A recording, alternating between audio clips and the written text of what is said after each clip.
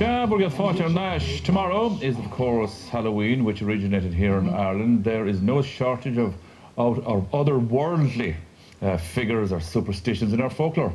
That is true, and our resident folklorist Shane Mahan is here now to tell us about a few of his favourite folk tales relating to some frightening figures, which I think you alluded to at the top of the show. Shane, welcome. This is probably the best time for you because you're really going into the most dramatic time of the year. Do you know, it absolutely, Maura, it was the time for Skilly. It was the time for storytelling, the fire lighting, the dark evenings we're talking about. What else would you be doing?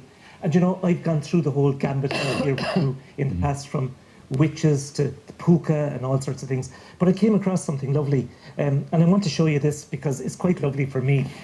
This was a book that my father put together many, many years ago. This is 80 years old now. And I think he was learning, when he was learning to be an artist, he was writing out using his lovely penmanship to write.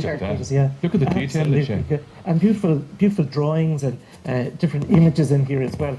Sometimes they're hard to find just at the moment. But I looked at one of the stories here, and it was the great story of Jackie the Lantern.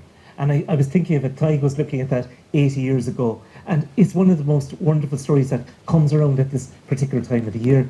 It's a big, long story, okay, and there are many, many parts to it, but he was a kind of a waster, if you like. He was a blacksmith who never worked very hard at doing anything. And this man gave him 3 wishes, you know, and 3 wishes, normally long ago, you'd wish to go to heaven. That was the one thing that you'd like to do. That was nearly the first wish. He didn't bother taking that wish. He wished one time for a fellow who would sit in his chair that he gets stuck in it. Another time, a fellow who was lazy, who might grab the sledgehammer, would help him on the anvil. But his last wish, he was sick that every time he needed money, there was no money, and he had an old purse that was forever empty, and people used to be taking money out of the purse. So his last wish was that whatever was put into the purse, he would keep it inside there, and nothing would be left out, okay?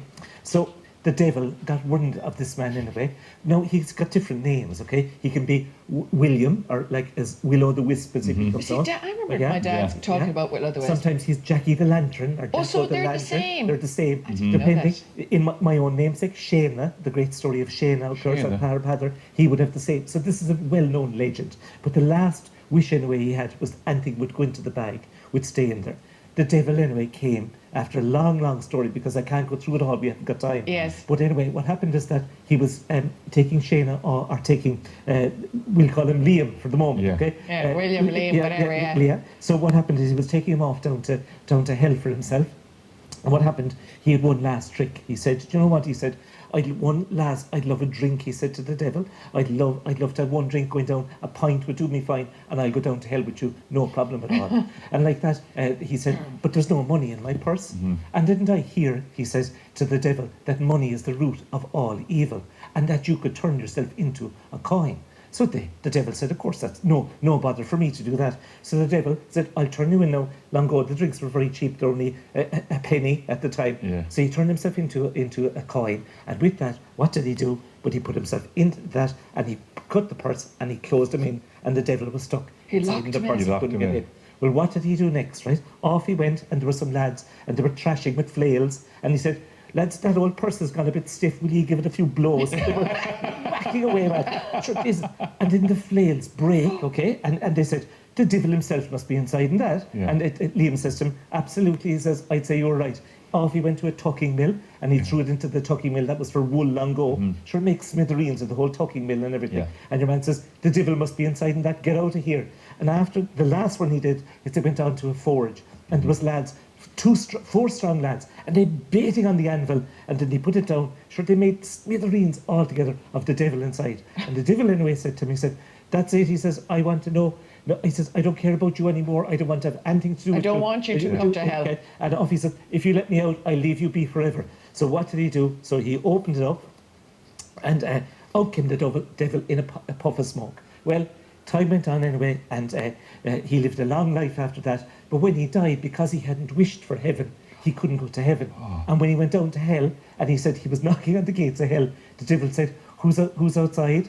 Liam the Supperweiger, he says, you're the fella, he says, that trashed me inside that. I want nothing to do with you. And in the dark, he said, here, he passed him out a light, and he said, you can roam around. He says, you're not welcome in heaven, you're not welcome in hell. Your job now is to go around. So people long ago would see a light off in the distance. And that was Liam the Sapoiga, Willow the Wisp, or Jackie the Lantern. Jackie the Lantern, And that's where it people came used to be from. drawn in, they used to be drawn across. You'd be coming home late, maybe at night, Yeah. and you might see a light, and you go across that way. Fellas fell into bog hole, no good, So this was a He'd great draw them into the distraction. darkness. Draw them out of darkness. He was Yeah. this revenant, as we call them. Because it's amazing, because we'd have heard of it so much, and lots of people would have seen that light. I Yeah. saw it myself I coming home from the remember pub a few about times. lights, yeah. But never realised where he got the light from. But the light Yes. from, and he So was, that's where he he was got it set to from. roaming all around. But there's worse, right? There's worse than that. And my other favourite figure at this time of the year was a woman called Petticoat Luce. And Petticoat Luce was often found at the crossroads, and men used to come across her quite often, and she was dangerous to be with. Now, where did she get the name? That's instantly attractive now for a lot of men. any whiff of danger at all now. Yeah, you're right, actually. Wait, you hear that, you might change your tune, okay? So, anyway, Petticoat Luce was known to go drinking. She was a great woman for drinking altogether. Inside in pubs, and when she was drinking, she used to go dancing. And when she used to go dancing, she'd be twirling around and swirling around. And what happened is, her petticoat, her skirt would come off, okay? Yeah. Oh, is that where it came Coat from? the squeal, it was right, and On the off it mobile. come. Sure, all the men were delighted when they saw her half naked and so on. And she had a bit of a reputation for Yeah. continuing on in that sort of vein. And what happened is that she got married at one point in time. She got to a head schoolmaster. She didn't like him, so she murdered him, okay? So she was fairly dangerous. And her favourite thing was she had two big, strong arms. We're told she had 1 ton weight in each arm. And one blow from petticoat and you were sent flying, okay? So people were afraid of her, and all the men used to come in and they'd be wrestling with her and they'd be challenging her and they'd be getting her to dance and so on. So one night anyway, they were having a fierce drinking competition and she was going helter-skelter, and they keep on egging her on. She drank more and more and she dropped dead, okay? With a bottle still in her hand. Well, they said, we're in trouble now. What'll we do? We better bury her somewhere. So they brought her off to a Killeen, off to a Crisheen, across roads, a little triangular, no man's land as it were, no priest to bury her or whatever like that. So she was left without all of that. So when you were coming along then, people were coming onto the crossroads, they'd come across, they'd see this woman at the crossroads, particularly at this time of the year. Yeah. The ghost of her, Okay, is that's it? the ghost Yeah. of her that was there. And what would happen is that someone say, an old woman, would you come in to give her a lift? So she got onto the cart, and as soon as she did, that the poor horse started, because the weight of her two arms, a Oh, ton yes, in the each ton. arm Oh, of my one, God, the yeah. horse would start sweating like crazy, okay? And of course, he would discover who it was. So Petticoat was a huge weight.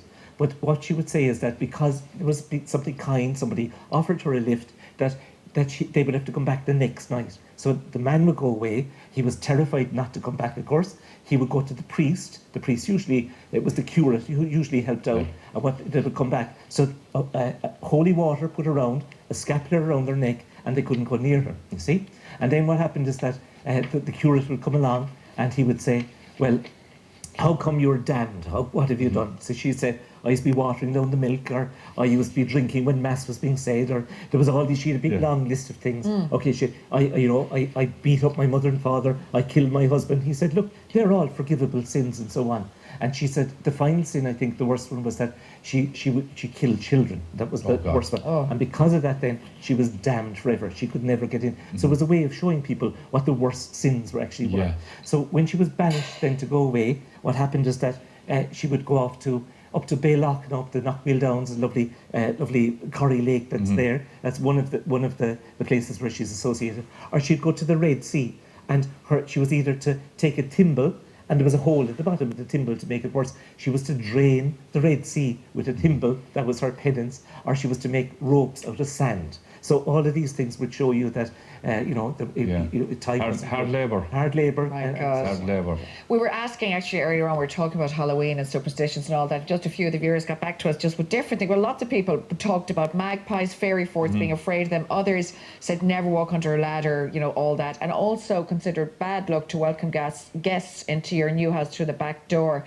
Cups on the dresser should always face away from the door. I guess this time of year, though, at Halloween, all these superstitions. Yeah, and of absolutely. course, remind us just again of Halloween and how special it was, and the passing from one, I suppose, one world to another. It's incredible because this isn't a recent thing. As Dahi said, this goes right back through time. You look at any of our mythological figures. Cuchulainn was born at Halloween. He also died at Halloween. The great god, the Dagda, the great god who looked after the tumuli, the mounds, and so on. All of those are related to time ending and starting at this point. Okay? This was the end of one year, the start of another year. Often time stood still. And I think that's a really important concept. At Halloween. This is timelessness, and timelessness is very important. In many ways, people believe that this was the beginning of time, and we reenact the beginning of the cosmogony as we call it. Tomorrow night is New Year's Eve, really, isn't it? It is, yeah. It is. It's New Year's Day then on Saturday. And we also have the sense of the date, and I love the traditions. I'm very fond of a lovely Irish tradition, which is to light a candle in every room where somebody was in the past. So it's a lovely idea that the dead are come back, and if you want to remember somebody Tomorrow night we do that.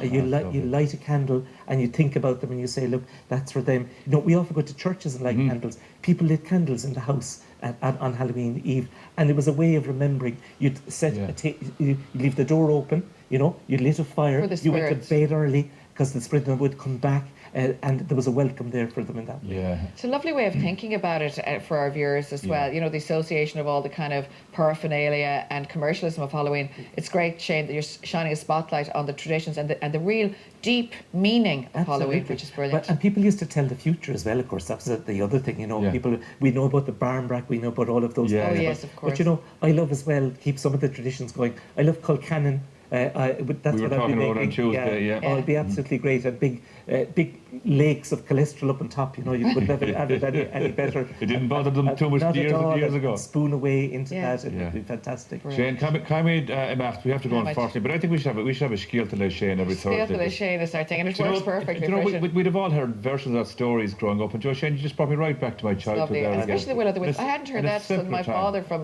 40 years ago. Well, there's an endless repertoire, an endless repertoire. And still as entertaining in 2025. Shane Gormila, thanks so much. Now that's it for today, except to announce